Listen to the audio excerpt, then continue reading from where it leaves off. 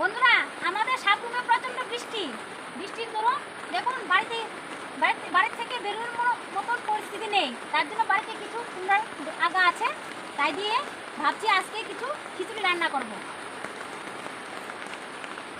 দেখুন কি বৃষ্টি, বাইরে প্রচণ্ড বৃষ্টি। বন্ধুরা, এই কুমড়োর আগা দিয়ে আমি আর খিচুড়ি রান্না করব। এ হলো আমার বাড়ির কুমড়োর আগা।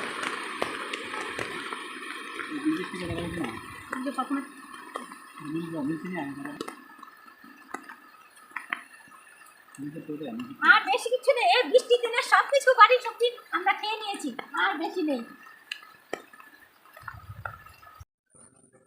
দেখুন, আজ আমি তো খিচুড়ি রান্না করবো, তার জন্য আমার হাজবেন্ড বাড়ির কুমড়ো ডুগু আর পেঁপে আলু সব রেডি করে নিয়েছে। এখন আমি খিচুড়িটা রান্না করে ফেলবো। বৃষ্টির দিন তো ভাবছি খিচুড়ির সাথে একটু মাংস করে নেব। তার জন্য আমার হাজবেন্ড আমাকে হেল্প করছে, বিভিন্ন পেঁয়াজ রসুন আদা সব কিছু কেটে দিচ্ছে।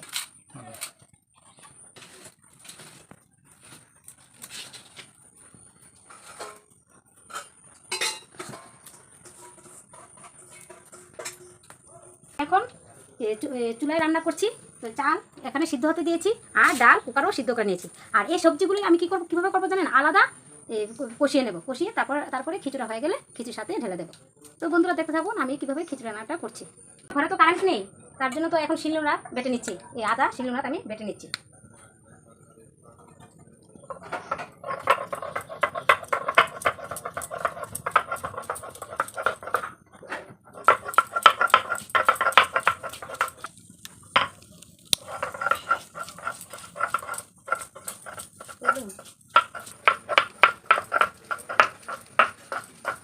আমার আদা বাটা কমপ্লিট হয়ে গেল। কারেন্ট নেই তো, তার জন্য আমি শিলনোড়াতে বেটে নিলাম। কারেন্ট থাকলে আমি গ্রাইন্ডারে আদাটা পেস্ট করে নিতাম।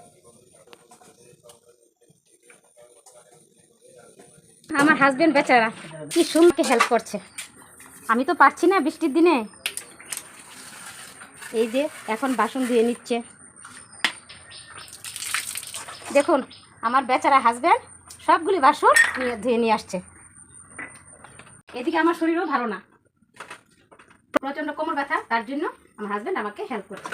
এমনিতে অন্যদিনও হেল্প করে, তো আজ আমার প্রচণ্ড কোমর ব্যথা, তার জন্য আমার হাজবেন্ড আমাকে সবজি কেটেও দিল, বাসনও ধুয়ে দিল। খিচুড়ির জন্য সবজিটা ঘরে কষিয়ে নিচ্ছি গ্যাসে।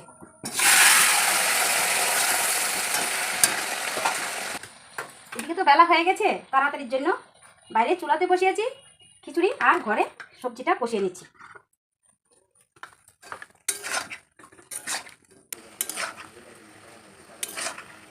তো বন্ধুরা, আমি খিচুড়ির জন্য সবজি আলাদা এইভাবে কষিয়ে নিই। এইভাবে আলাদা কষিয়ে নিলে সবজিটা টেস্ট ভালো আসে। আর যদি সবজি আলাদা যদি না কষিয়ে নিই, ডাইরেক্ট দিয়ে দিলে কী হয়, সবজিটা ভালো টেস্ট আসে না, মনে হয় যেন এই সবজির ভিতরে লবণ ঢুকে নিই, একটু জল জল ভাব লাগে। তো বন্ধুরা, আপনারা এইভাবে রান্না করে দেখুন, আশা করি আমার ভালো লাগবে। আমি সবসময় খিচুড়ি এভাবেই করি। আমি সবজিটা আলাদা কষিয়ে নিয়েছি, এখন খিচুড়িটাকে ঢেলে দেবো।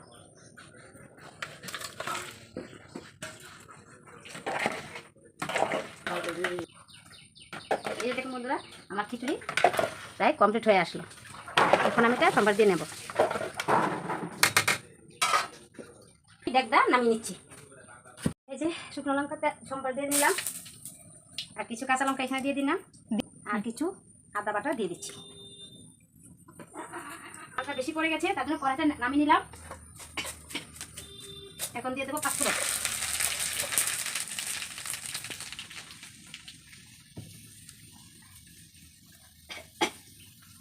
কারেন্ট না থাকাতে আপনাদেরকে আমি কিছু দেখাতে পারছি না, সব কিছু ভালো করে দেখাতে পারছি না।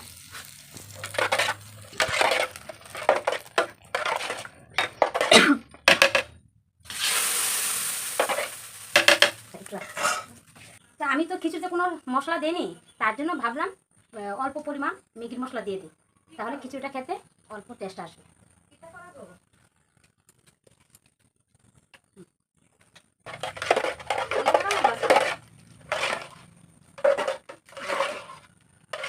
খিচুড়ি রান্না আমার কমপ্লিট হয়ে গেল। এখন ভাবছি খিচুড়ি কী দেখাবে, তো পরে কিছু মাংস রান্না করবো। তো বাড়ির সবজি দিয়ে খিচুড়ি রান্না করলাম। এখন আমি বাড়ির দেশি মুরগি কেটে মাংস রান্না করবো। ভিতরে মাংস খিচুড়ি রান্না হয়ে গেল। তো তো বন্ধুরা, আমার খিচুড়ি আর মাংস রান্নাটা কেমন হলো আপনার অবশ্যই কমেন্টের মাধ্যমে জানাবেন। বন্ধুরা, কারেন্ট না থাকাতে আমি খিচুড়ি এবং মাংস চুলাতে রান্না করছি। তা আপনারা অবশ্যই কমেন্টের মাধ্যমে জানাবেন আমার খিচুড়িটা আর মাংসটা কিরকম হয়েছে। আবার আসবো নতুন একটি ভিডিও নিয়ে। আপনার সবাই ভালো থাকবেন, সুস্থ থাকবেন, ততক্ষণ জন্য টাটা। দেখুন বন্ধুরা, সকাল থেকে এই পর্যন্ত পরিশ্রম করলাম, এখন মাংস দিয়ে খিচুড়ি দিয়ে খাওয়া হচ্ছে।